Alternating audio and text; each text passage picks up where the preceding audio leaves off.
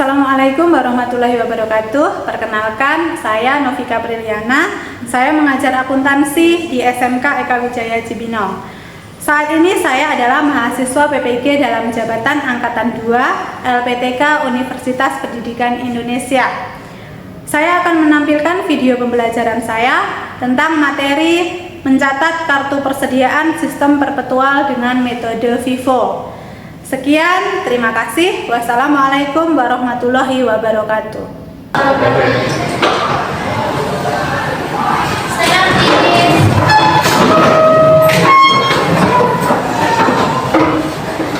Greeting to our teacher. Morning, miss. Morning, students. How are you?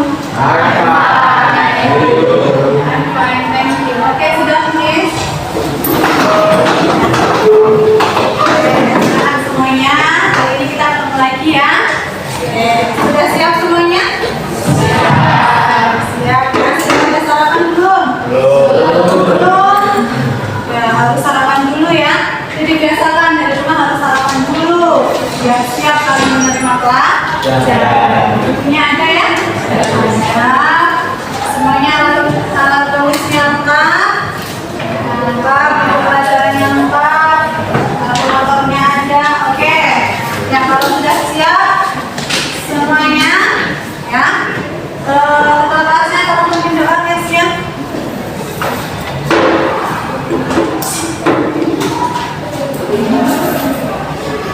Sekarang please. Before we start today, let's pray together.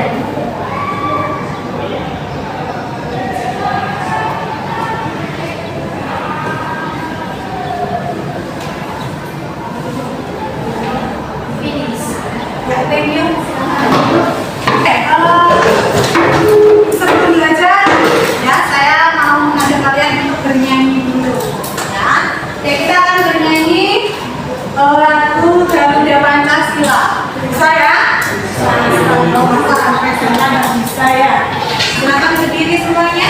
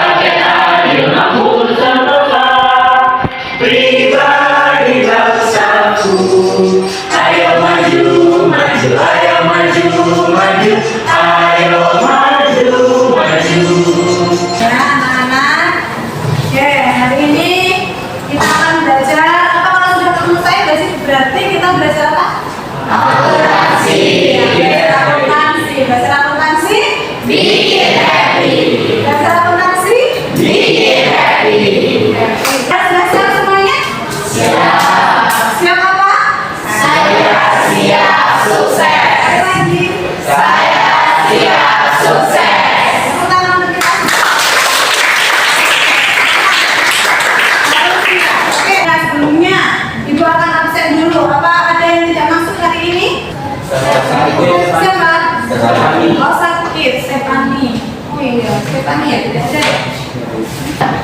Angelica? Iya kan? Kemudian Carlos? Hadir. Selomita? Hadir. Kelly? Hadir. Edris? Hadir. Ervi ada? Hadir. Tika? Hadir. Berliana? Diandi? Seri? Kesia? Kesia? Rapa? Rehan? Triuka? Dan Sherly? Stefani? Ya, Stefani tadi. Semoga Stefani juga lekas sembuh ya. Ya, anak-anak, minggu lalu kita sudah membahas mengenai persegi. Ya, ada yang masih ingat apa itu persegi?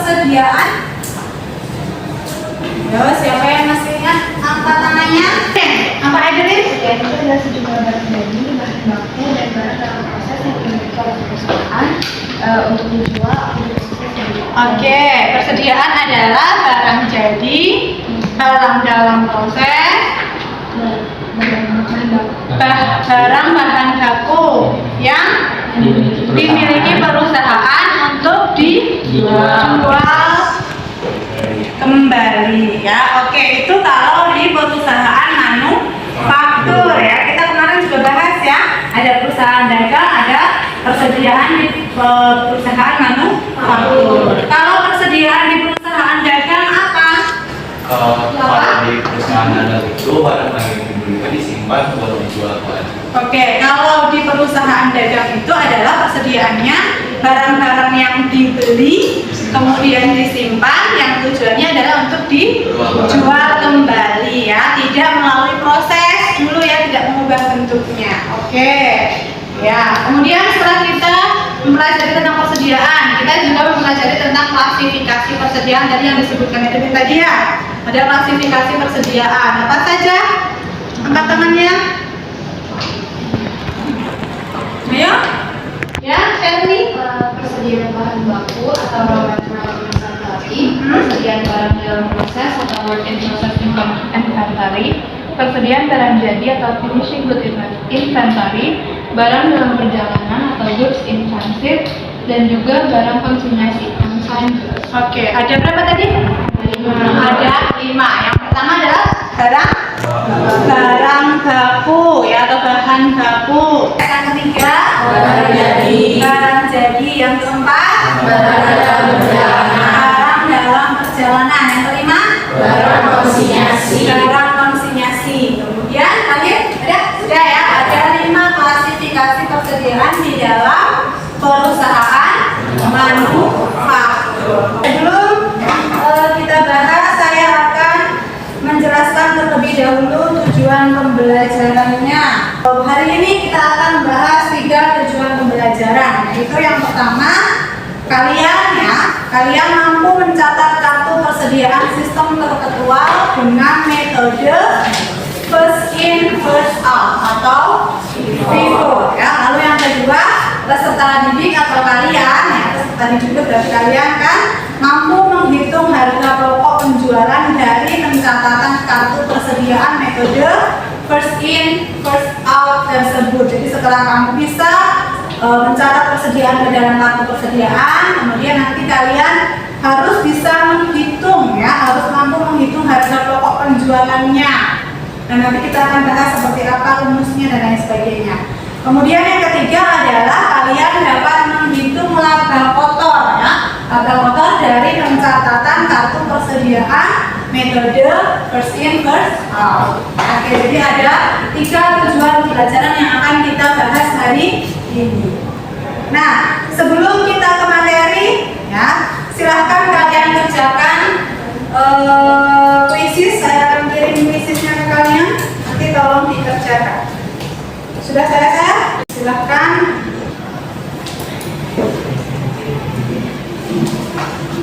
Ya, silahkan ditutup HP-nya, silahkan ditaruh kembali. Nah, disimpan kembali HP-nya.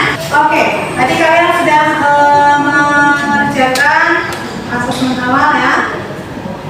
Nah, sekarang saya akan bertanya ke kalian lagi ya. Mengapa harus ada metode FIFO dalam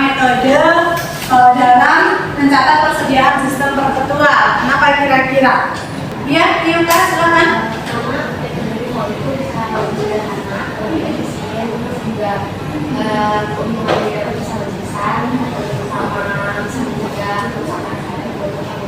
Oke, ya karena metode FIFO itu mempunyai banyak kelebihan ya menurut Yuka. Yang pertama karena lebih sederhana, kemudian yang kedua lebih efisien, yang ketiga keuntungannya lebih besar, lalu yang keempat mencegah kerusakan barang. Oke, yang lain. Karena metode FIFO itu kan lebih sederhana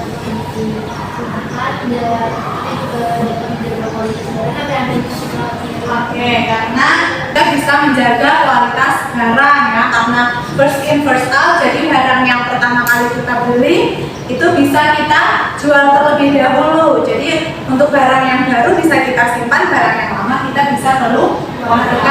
Nah, jadi terjamin ya barangnya. Oke. Itu ya mengapa harus ada metode FIFO dalam mencatat persediaan mesin perpetual. Kemudian yang kedua, bagaimana pendapat kalian ya pencatatan kartu persediaan berdasarkan sistem perpetual dengan metode FIFO ini kalau diterapkan dalam kehidupan sehari-hari? Biasanya Ya, itu dipakai buat toko yang barang itu punya masa expired. Oke, toko yang barangnya punya masa expired, misalnya Kayak misalnya kue, Toko kue. itu kan dia buat kue untuk biasanya untuk hari itu aja. Jadi dijual terlebih dahulu kue yang pertama kali dibuat supaya nggak basi. oke ya, toko kue ya. Jadi penerapannya itu FIFO itu biasanya digunakan dalam perusahaan yang ada masa expirednya ya. Oke, ada lagi yang lain? Siapa mau mencoba menjawab? Ayo tunjuk tangannya. Angkat tangannya. Tiga. Meminimalisir resiko kerusakan meminimalisir resiko kerusakan barang ya. Oke. Ya, kalau diterapkan di dalam kehidupan sehari-hari, kalau kita menggunakan metode FIFO ya tadi ya, seperti yang dijelaskan tadi, ketika kita mengeluarkan barang atau menjual barang yang pertama kali perusahaan beli, ya maka resiko kerusakannya juga semakin kecil ya, karena yang barang yang sudah kita beli di awal harus dikeluarkan terlebih dahulu. Jadi ada barang baru kita stok dulu, nanti baru dikeluarkan lagi.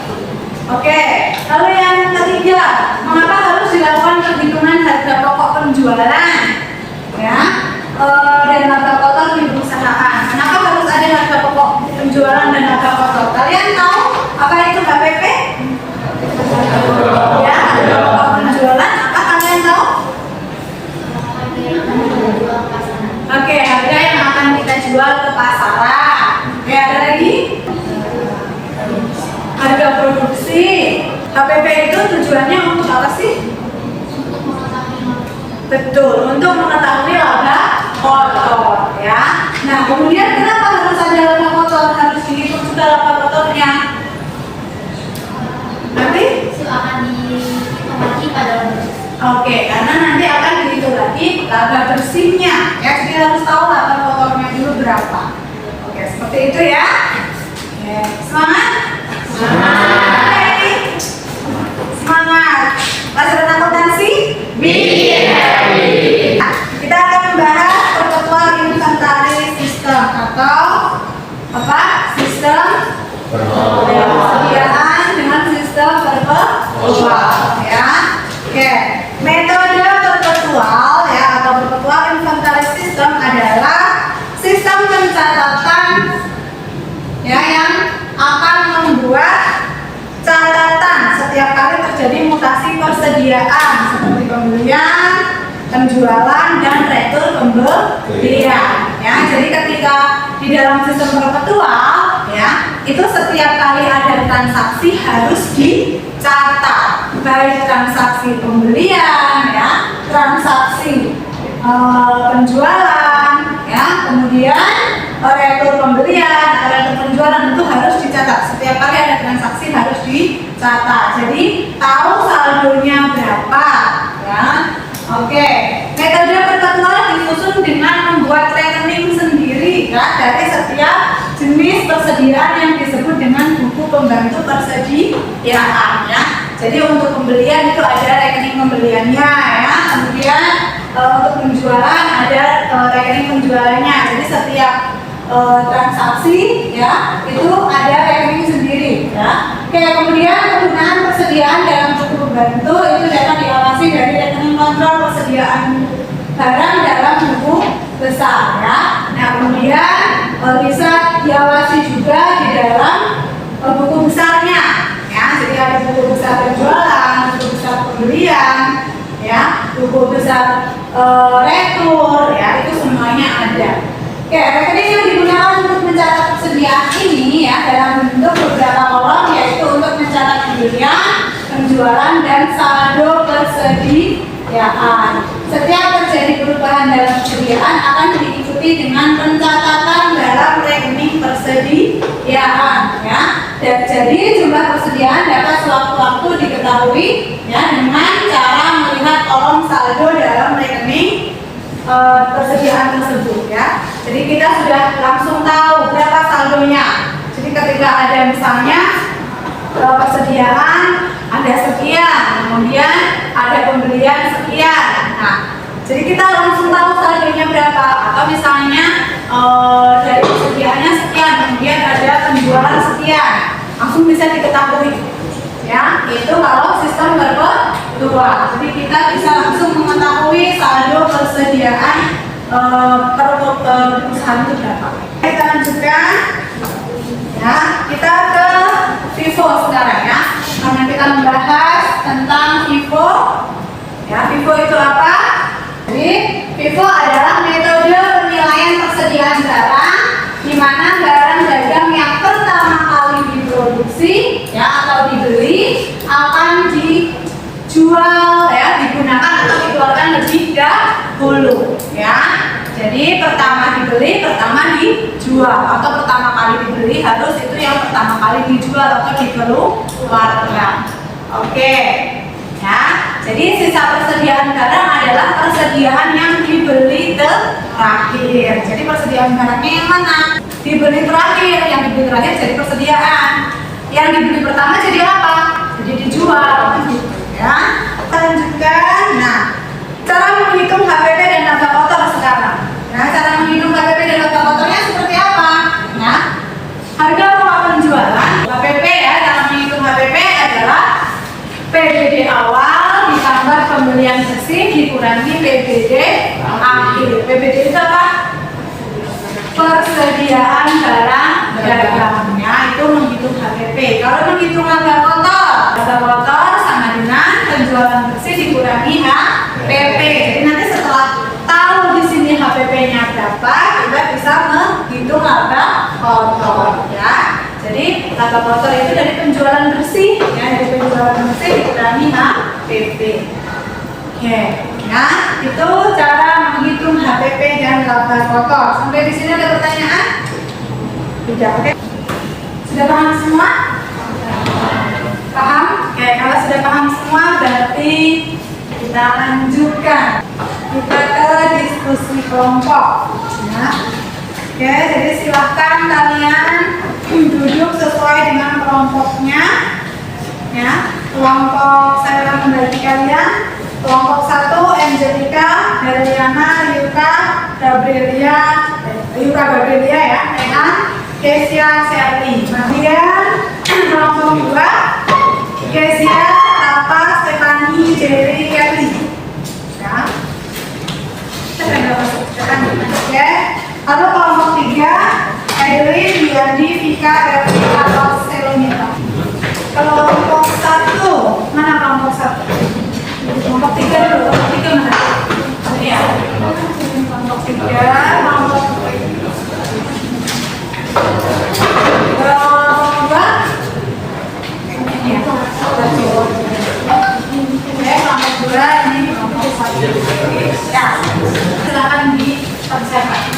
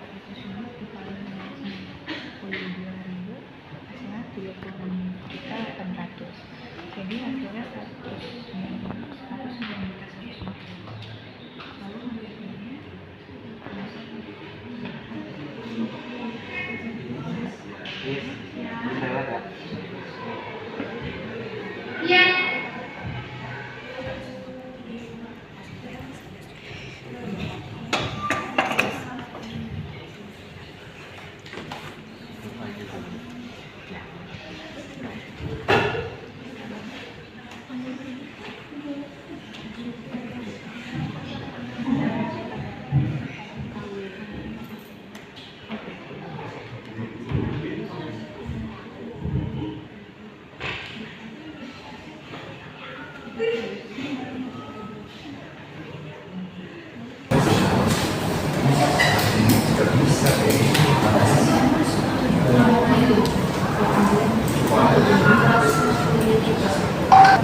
karena sudah selesai semua, berarti kita sekarang presentasi ya.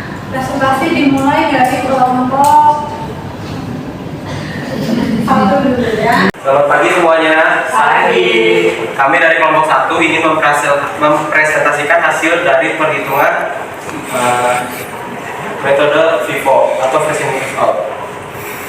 Dengan saya sendiri, Raihan. Saya Royana, saya Keisha, Yulka. Saya siapa? Presentasi akan dimulai dari sana. Pada tanggal 4 November ada persediaan 400 unit seharga 80.000 per piece. Totalnya 400 dikali 80.000 itu 30 juta. Terus tanggal 9 400 dikali 80.000 itu 32 juta. Terus tanggal 9 jadi pembelian 300 unit seharga 82 juta. 300 dikali 82.000 sama dengan 24.600 juta. Terus total unit 400 ditambah 300 jadi 700 unit.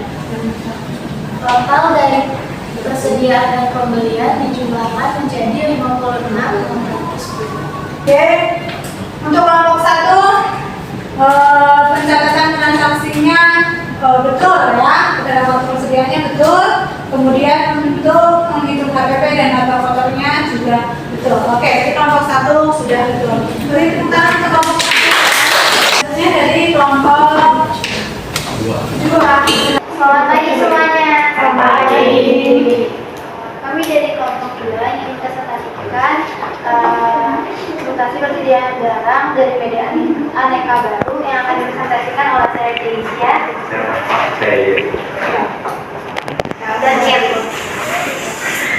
Pada tanggal 1 November 2023 terdapat persediaan awal yaitu 100 unit dengan harga satuan 75.000 dan jika dijumlahkan jadi 7.500. Lalu persediaan awal juga ada 250 unit dengan harga 74.500 yang ditotal menjadi 18.625.000. Lalu di tanggal 6 November terdapat penjualan barang 150 unit kepada PD Jaya Sakti.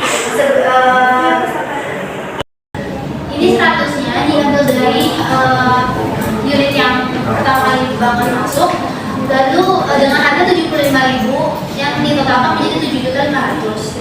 Lalu 50 unit lagi diambil dari persediaan barang yang 250 unit seharga 74.500 yang ditotal menjadi 3.725.000 dan saldo persediaannya menjadi tinggal 200 unit, harga satuannya 74.500 dengan jumlah 14.900. Lalu di tanggal 10 November terjadi pembelian sebanyak 200 unit dengan harga 75 juta yang jumlahnya menjadi 15 juta rupiah. Jadi karena ada pembelian, jadi pada persediaan bertambah.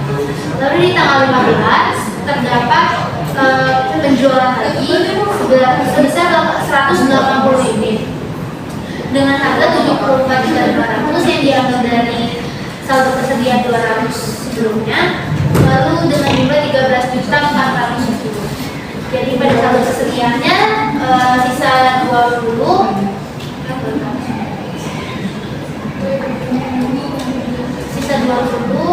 sebesar 74.500 dengan jumlah 1.430.000.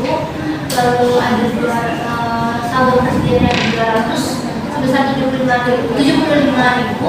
dengan total 15 juta. Itu kelompok 2 juga cukup. Oke, kelompok 3 silahkan. Selamat pagi semuanya. Kami dari kelompok 3 akan mempresentasikan mencatat persediaan dengan sistem yang akan dikasih oleh saya Yandi. Saya Carlos. Ya, jadi kalau jualan, jadi kita mengurangi total persediaan kita 150 dengan 250 karena persediaannya itu hanya persediaan awalnya itu hanya 145 unit, maka kita ambil dari persediaannya 300, itu 300 dikurang dengan 185 itu 300 dikurang dengan penjualan bersih dikurangi dengan HPP. Penjualan bersihnya tadi sudah dihitung ya. Penjualan bersih dari mana? Dari total penjualan dikurangi dengan penjualan bersih dari mana? Dari total penjualan dikurangi retur penjualan ya. Maka ketemu 100.800.000 rupiah. Oke, kemudian HPP-nya berapa? HPP-nya kita ambil dari sana 90.897.500, maka hasilnya berapa? 10.303.000, betul? Coba dihitung lagi. Berapa? 103 juta 302. 10.302.500. Saya diperbaiki. Kata potongnya yaitu 10.302.500.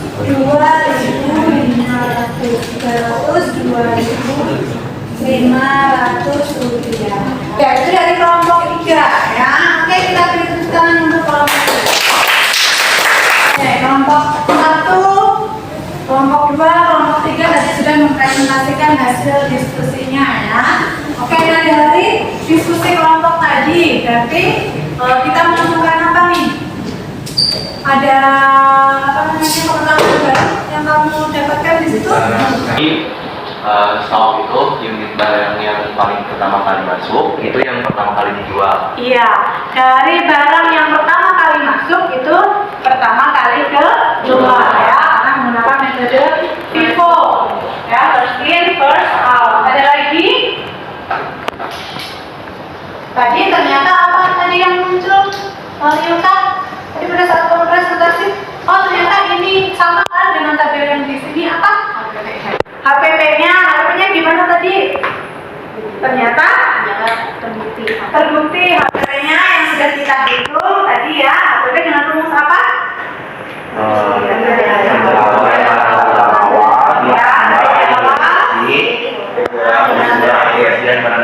Iya, itu ternyata sama hasilnya dengan tabel di dalam persediaan tadi di mananya? Ini penjualan. Nah, ternyata sama ya. Oke, ada lagi.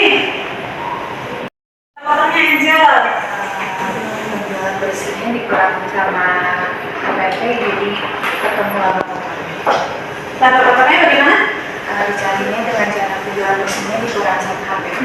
Ketemu laba fotonya berapa sama dengan yang di mana? Tidak ada tabel tapi berapa? Tadi ketemunya 11 juta ya. Laba fotonya dari mana tadi? Penjualan bersih dikurangi HPP. Ya, nah jadi ternyata ketika kita belajar, ketika kita berdiskusi ada oh iya ternyata ini ketemu ya dengan ini ternyata sama ya dengan ini seperti itu ya. Nah terus kalau kalian perhatikan juga ya di sana ketika kita melaksanakan pencatatan tadi ya, persediaan barang awal ya, persediaan barang dagang awal ya, kemudian dikurangi dengan ditambah dengan pembelian, kemudian dikurangi dengan penjualan. Coba kamu lihat hasilnya sama tidak dengan persediaan akhirnya? Coba dilihat kira-kira sama atau tidak? Ya sama ya ternyata ya. Ya jadi ketika kita melakukan pencatatan tadi ya, persediaan barang dagang awal ditambah pembelian dikurangi penjualan, ternyata hasilnya sama dengan persediaan barang dagang akhir ya, memang harus sama ya saldonya. Oke ya. Oke. Nah Bagus ya, sudah betul semua tadi dari pencatatan sampai dengan menghitung apa tadi? HPP dan mata kotor. Untuk kelompok 2 juga sama. Untuk kelompok 3 tadi yang perlu perbaikan ya di lapor kotornya. Jadi untuk kelompok 1 saya beri bintang 5.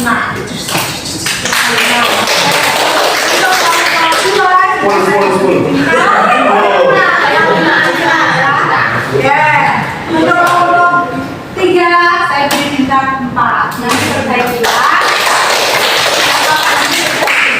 Ya, selanjutnya dari metode Vivo yang sudah kalian pelajari, apa sih kira-kira kelebihannya? Juga apa ya?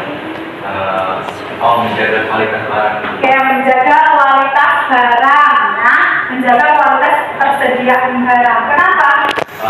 Misalnya kalau di toko-toko yang menggunakan metode Vivo itu kan dia menjual yang pertama kali masuk, jadi kan pertama kali jual.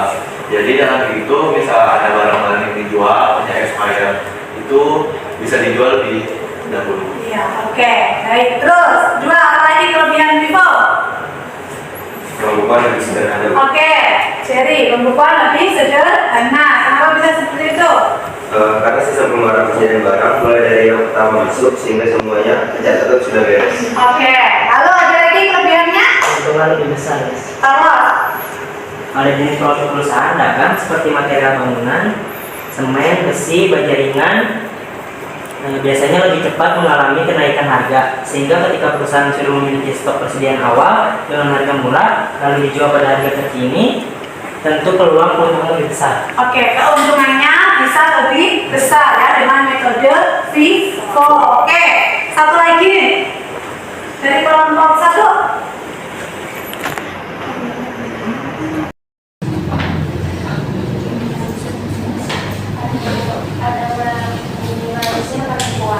Meminimalisir penipuan. Kenapa bisa meminimalisir penipuan?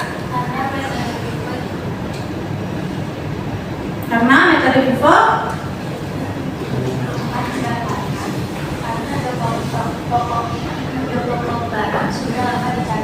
Oke, sudah aman dicatat karena sudah dicatat ya. Setiap kali ada transaksi dicatat, setiap kali ada transaksi dicatat ya. Oke, untuk kesimpulannya, oke ya, metode Vivo merupakan metode andalan bagi beberapa perusahaan. Asalnya metode Vivo diakui lebih menguntungkan ya. Contohnya terkait penyimpanan persediaan, metode Vivo bisa mengurangi kerusakan barang dagang dan menambah laba pada saat terjadi inflasi. Sampai di sini ada pertanyaan? Tidak ya? Oke, sebelum kita akhiri ya, kalian bisa mengerjakan pretest ya. Oke, silakan. Sudah saya share.